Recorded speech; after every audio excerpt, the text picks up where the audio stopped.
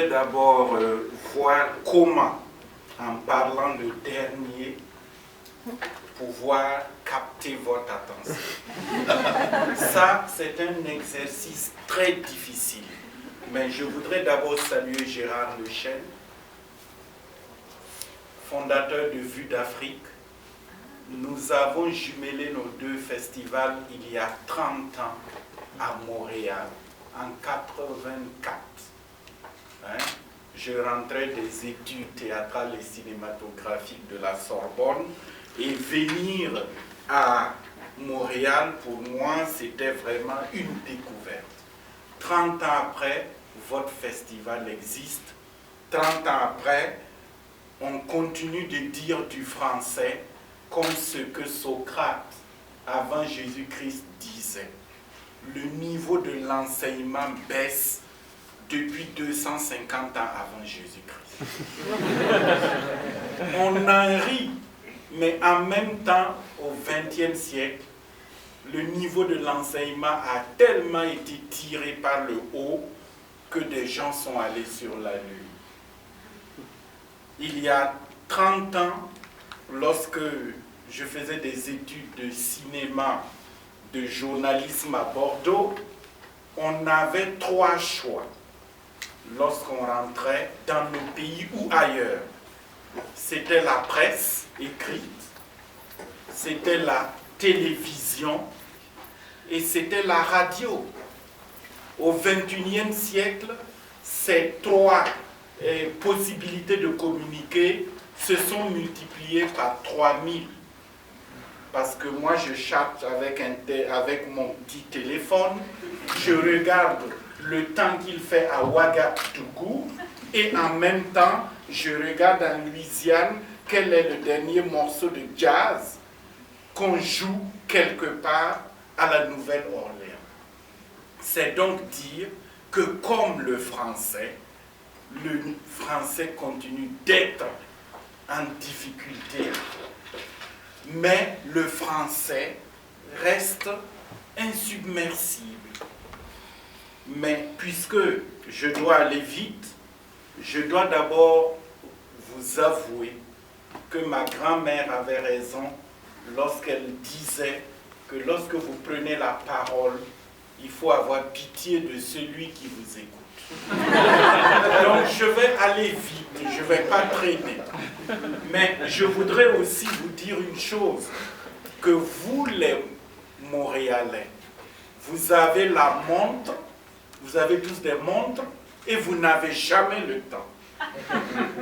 Et moi, ma grand-mère n'avait pas de montre et elle avait tout le temps de me raconter de belles histoires. Et elle me disait ceci: Philippe, lorsque tu veux aller vite,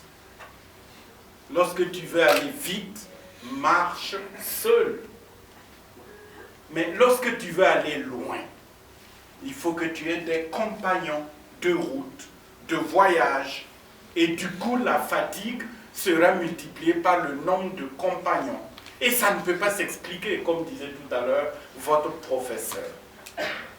Donc pour nous, nous pensons que demain, le français va rester incontournable. Pourquoi? Le plus grand pays francophone du monde moderne aujourd'hui, c'est la République démocratique du Congo. 85 millions de locuteurs. Pour ne pas vous choquer, je vous dirais que le français est une langue africaine. L'anglais est une langue africaine. Le portugais également. C'est donc dire que la mobilité, les allées et venues, la capacité de s'accommoder et de s'adapter, c'est notre monde d'aujourd'hui qui l'impose tout simplement.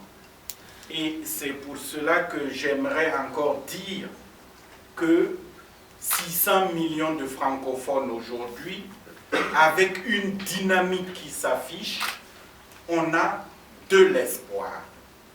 Mais je voudrais aussi dire que Gérard et moi qui avons créé une passerelle culturelle il y a 30 ans a permis à beaucoup de francophones de se retrouver, d'échanger, de discuter et de consolider des relations. En d'autres termes, l'homme qui vous parle 4 langues africaines. Donc le français n'est pas ma langue maternelle, ni l'anglais, ni l'espagnol. Mais avec ces 4 langues africaines, lorsque je veux faire affaire avec Gérard ou avec le Québec, je dis le français est un avantage.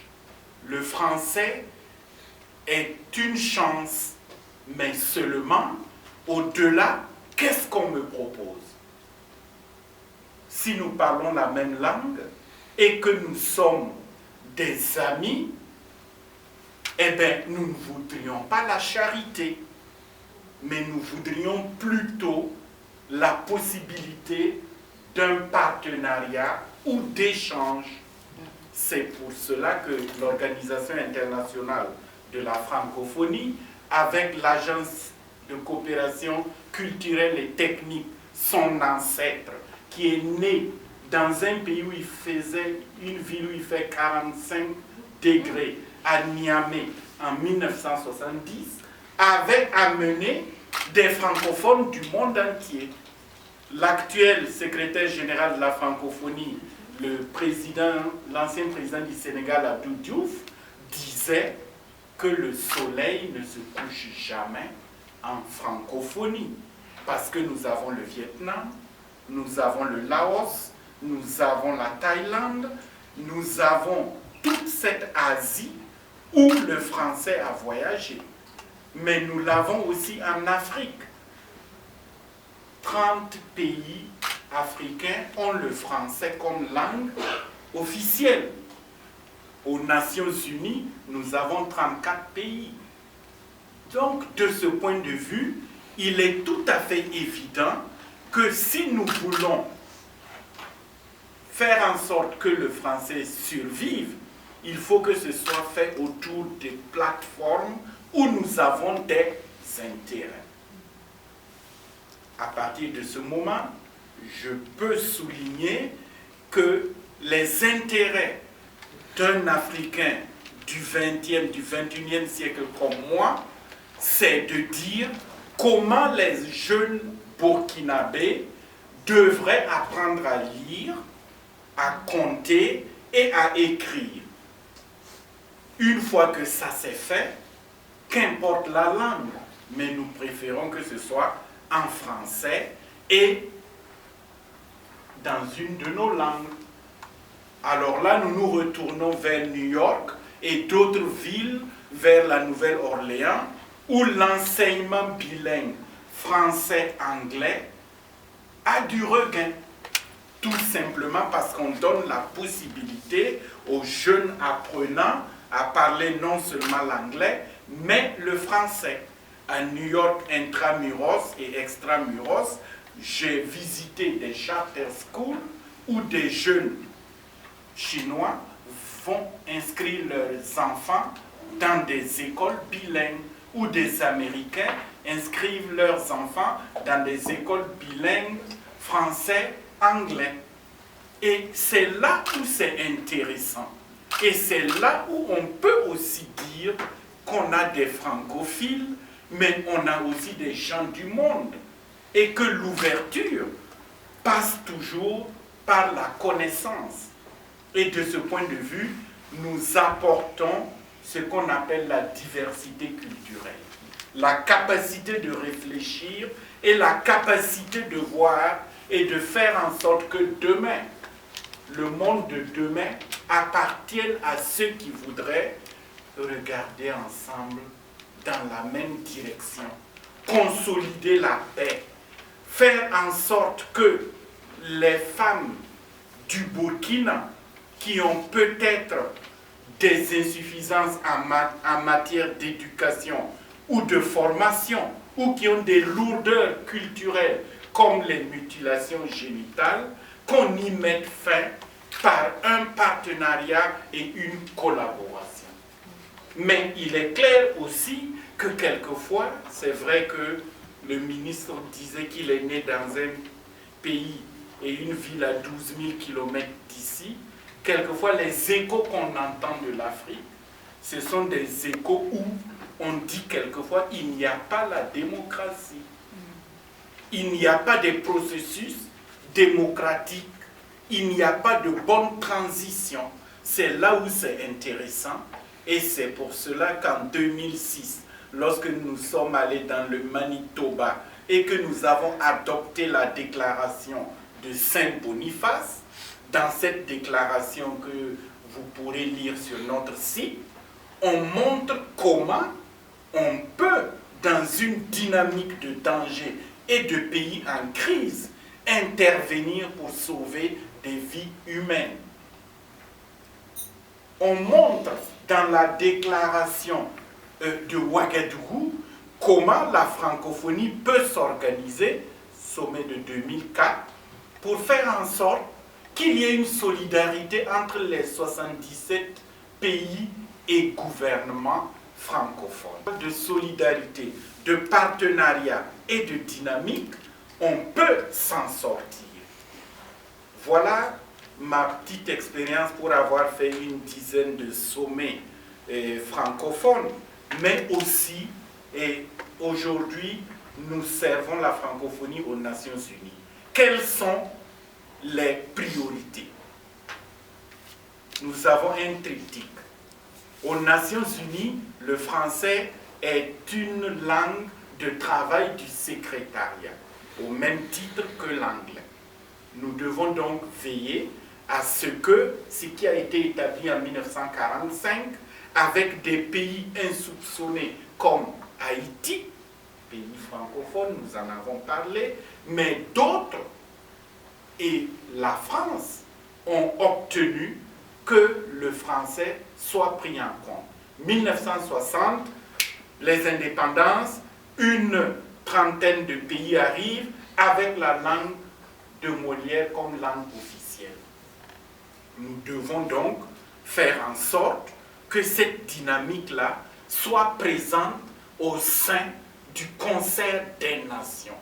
Parce qu'à partir du moment où nous sommes à l'ONU, où l'on peut discuter avec tout le monde, il est important que nous puissions utiliser d'autres langues. Et dans le cas d'espèce, je pense que nous avons 6 langues de communication à l'Assemblée générale. Et ces langues de communication, nous n'avons pas de résistance ou de mépris. Bien au contraire, n'oubliez pas ce que ma grand-mère disait. Si vous voulez aller loin, cheminez avec des compagnons. Nous, nos compagnons de route aux Nations Unies, c'est les hispanophones, c'est les russophones, c'est les arabophones et les autres langues, les anglophones, les chinois et les 6 langues que vous connaissez. Alors, moi je vais voir les hispanophones et je dis, qu'est-ce qu'on fait? La richesse des États, c'est d'abord la diversité. C'est la capacité de parler et de raisonner. Il faut que nous nous mettons ensemble pour exiger que le monde soit à l'instar de ces étoiles constellées. Nous devons faire en sorte que notre existence doit être une existence assumée. Voilà pourquoi je vous ai amené, par exemple, le guide sur le multilinguisme que nous avons mis en œuvre, qu'on a traduit en anglais, mais dans les 5 autres langues. Pourquoi? Parce que pour nous, la démarche francophone, c'est des valeurs.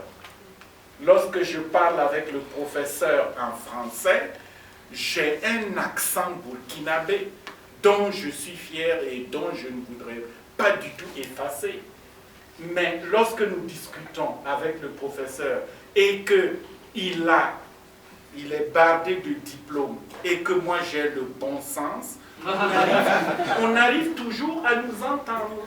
Parce que le bon sens, c'est ce qui caractérise l'homme avec grand H. Donc pour nous, la dimension de la francophonie aux Nations Unies, c'est faire en sorte que nous soyons là et que nous comptons. Donc c'est la défense du français, c'est les faits francophones, c'est le personnel onusien qui doit parler le français.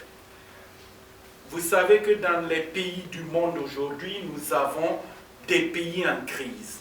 Et lorsque vous prenez le cas de Haïti, et où en 2010 il y a eu le tremblement de terre, lorsque vous prenez le Congo RDC, où à l'est du Congo il y a une guerre civile qui a beaucoup perduré, ou la Côte d'Ivoire, où vous avez, et après les élections et les processus démocratiques qui n'ont pas été achevés, ont créé les bases d'une guerre civile, il fallait envoyer des casques bleus.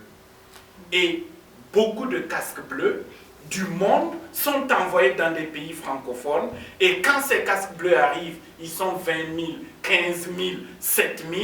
Quelquefois, il y a près de 15% qui peuvent communiquer avec les gens du terrain qui parlent, par exemple, le français. À Haïti, il y avait moins de 20% de locuteurs francophones face au peuple haïtien, alors qu'on avait plus de 15 000 casques bleus.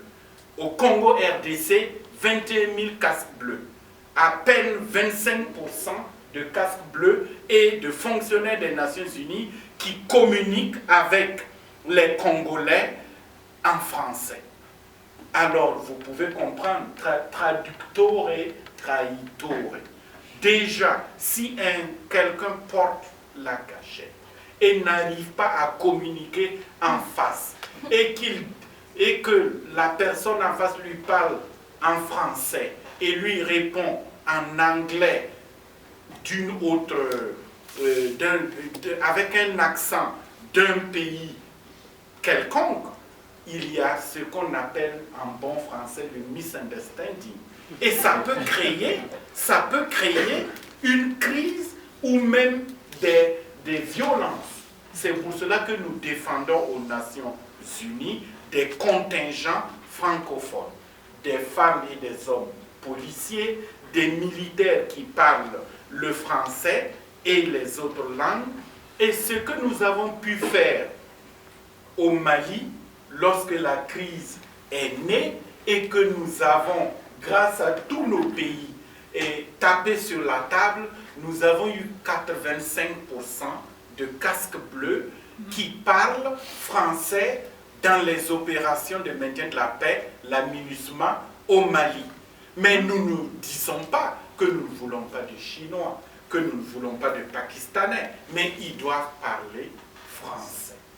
Et l'hôpital de campagne que les Chinois ont mis en place au Mali, les médecins et les docteurs parlent français.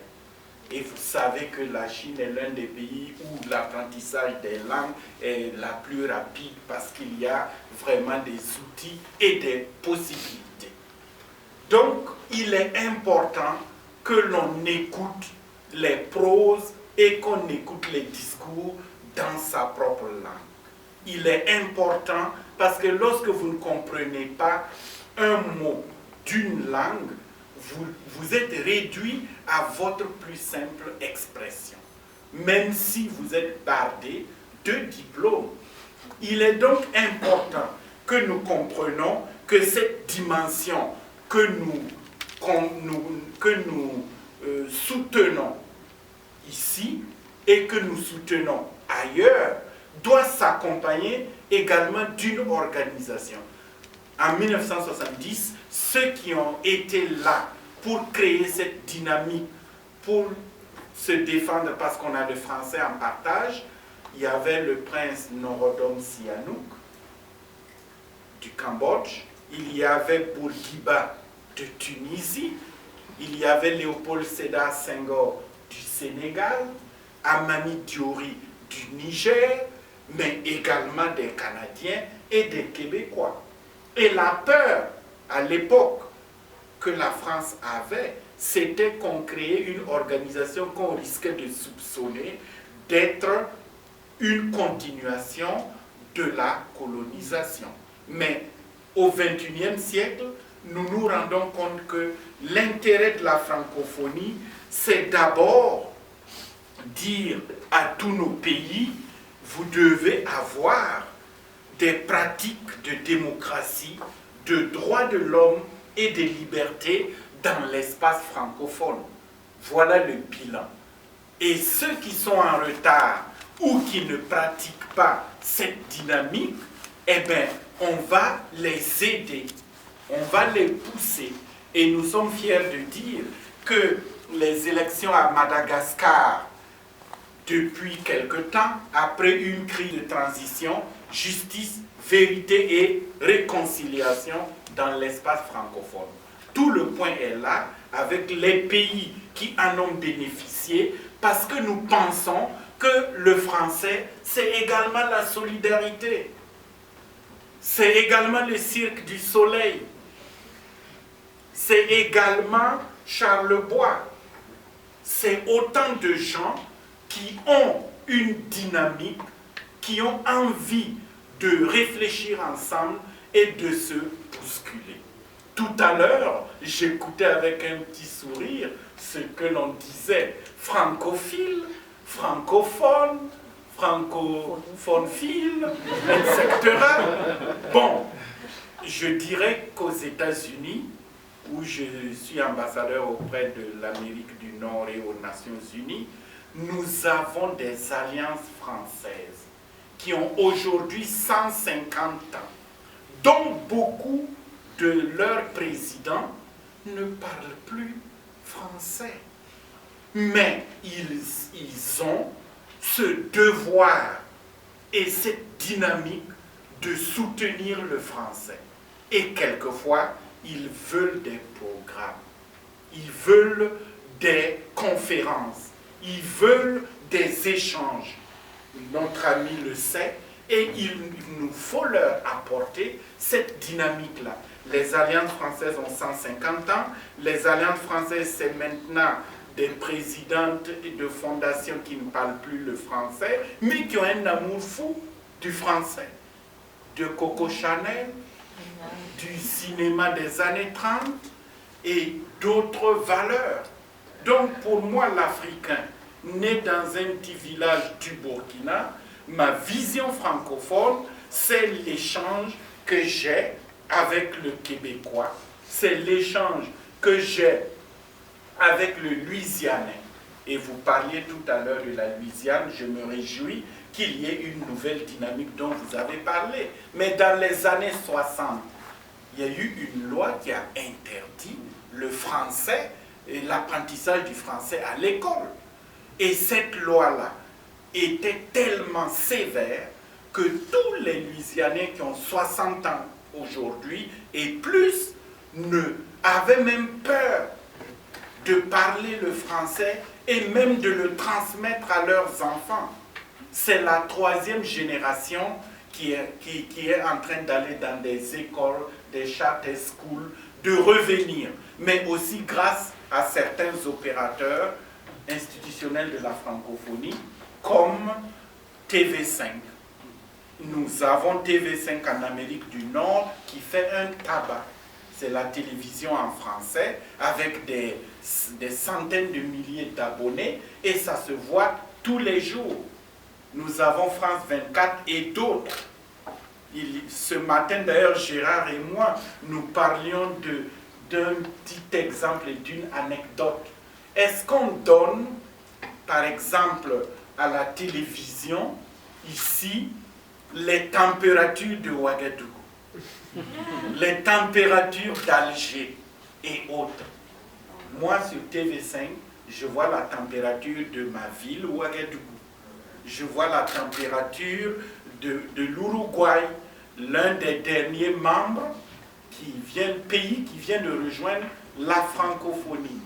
En effet, vous avez raison, dans certains pays et régions de la Caraïbe, la messe est dite en français, comme on le disait en latin. Et il y a des francophiles qui ont envie d'échanger sur le plan culturel. Mais il faut des maillages. il faut des mariages et il faut également une dynamique. Et vous faites bien dans la mesure où cela nous permet d'aller de l'avant. Lorsque je suis arrivé pour prendre mon poste il y a 2 ans à New York, on m'a dit, monsieur l'ambassadeur, il n'y a rien à faire ici. Le français, il est mort, il est enterré. Je dis, ah bon? On dit, il n'y a rien à faire. Je dis, très bien. Je sors, je saute dans un taxi, je vois un Africain, je lui parle, je dis, je veux partir à Times Square. Il dit, ah, mais vous parlez français? Ah, d'où venez-vous? Je dis, d'un pays, vous ne connaissez pas, je suis du nord du Ghana. Il dit, ah, moi je suis de Guinée. Alors nous avons la conversation, il me dépose à Times Square, et puis il me dit, mais au fait, vous ne payez rien parce qu'il y a longtemps j'ai parlé français. Voilà, c'est aussi des relations d'amitié. Vous rentrez dans n'importe quel bistrot, comme on le disait à l'époque, ou restaurant. Si vous avez une carte, il y a toujours des vins. Il y a le Merlot, il y a le Cabernet, et il y a d'autres marques. J'ai étudié à Bordeaux, j'ai fait des vendanges, je sais de quoi je parle. Mais c'est pour vous dire que nous devons aujourd'hui, dans cette dynamique du XXIe siècle, ne pas dire le français fout le camp, on n'y peut rien, c'est comme ça. Nous devons plutôt voir avec le monde les maillages que nous pouvons faire, les relations, et je me réjouis de ce qui s'est passé à Québec ici en 2012, le Forum de la jeunesse, qui a permis de réfléchir, les jeunes ont réfléchi sur des priorités qu'ils aimeraient avoir en francophonie. 1, 2, 3, 4, c'est dans le bouquin, c'est sur le site. Donc pour moi, je pense que à l'ONU, la défense du français passe également par cette solidarité. La défense du français passe également par la diplomatie culturelle, passe également par le dialogue entre les cultures, passe également par la connaissance de l'autre. Voilà un peu ce que je voulais vous dire, prenant la parole en dernier, mais surtout me réjouir que si je suis présent aujourd'hui, c'est grâce à une traçabilité. Il y a moins d'1 an, un jeune Québécois jette une bouteille à la mer et je reçois dans ma mission à New York une lettre d'un jeune de McGill qui veut faire 1 mois de stage à l'OIF à New York. Je dis, tiens, ça a l'air intéressant, mais pourquoi? On regarde, on voit les critères, il était très jeune. Et on n'était pas sûr qu'il puisse, comme on dit, survivre à New York. Parce que quelquefois, c'est un peu difficile. Et je n'ai pas suivi les conseils de mes collaborateurs. J'ai dit qu'il fallait qu'il vienne et qu'il regarde et il va nous parler certainement de sa vision. Aujourd'hui, je suis là grâce à Joseph, qui est là, qui a fait 1 mois et demi avec nous, mais qui va permettre que ceux qui sont là ce soir, avec Philippe bien entendu, son colistier, puissent comprendre que nous ne devons plus nous positionner par rapport aux Français en un combat fratricide, puisque la francophonie, le président Abdou Diouf, le secrétaire général de l'Organisation internationale de la francophonie, a signé un protocole d'accord avec le secrétaire général du Commonwealth. Et les deux ont une coopération dynamique. Nous avons une coopération avec l'Organisation des États américains. Je vous parlais tantôt de ces États-là qui ont envie de collaborer, de coopérer sur des plans culturels, etc. avec nous.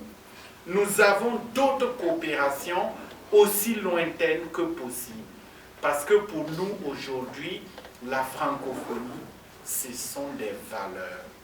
Et ces valeurs-là viennent de 600 millions de francophones à travers le monde qui pensent que le français est une chance. Merci, merci beaucoup.